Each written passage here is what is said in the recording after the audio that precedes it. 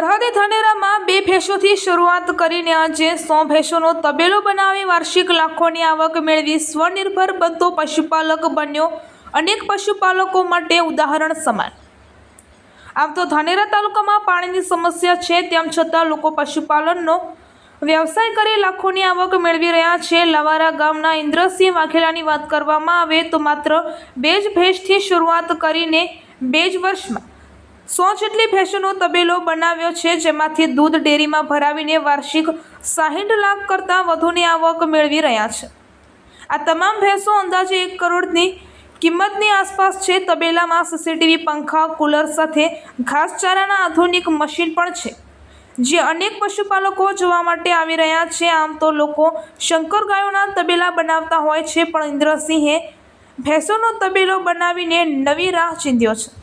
ભેંસોના દૂધમાં ફેટની વિશેષ માત્રા હોય છે અને સ્વાસ્થ્ય માટે પણ ફાયદાકારક હોય છે। પશુપાલકની સાથે ગામની ડેરીમાં દૂધના ફેટની ક્વોલિટીમાં ફરક પડે છે, જે ડેરીને પણ આર્થિક ફાયદો થાય છે। 50% ખર્ચ નીકળીને 50% નફો થાય છે। આમ નાનકડી શરૂઆત કરી મસમોટો તબેલો બનાવી પશુપાલક પગભર બન્યો છે। લોકો રૂપિયા કમાવા નોકરી કે વિદેશની શોધમાં હોય છે, ત્યારે પોતાની કોઠાસૂઝથી ધાનેરામાં પશુપાલક લાખોની આવક ગામડામાં જ મેળવી રહ્યો છે, એ નક્કી જ છે। ધાનેરા ઇન્દ્રસિંહ વાઘેલાના તબેલાની મુલાકાત લેતા અંદાજિત 100 ભેંસો એમને અંદાજિત મંડલીમાં 300 થી 350 લીટર દૂધ ભરાવે છે અને મંડલીને પણ સારો એવો નફો થાય છે। દૂધ બધું ભેંસોનું હોવાને કારણે મંડલીને ખૂબ નફાકારક થાય છે અને એસએનએફમાં ફેટમાં પણ મંડલીને વધારો થયો છે। એટલે બધા એવા પશુપાલન આવું કરે તો મંડલીને ખૂબ નફાકારક બને।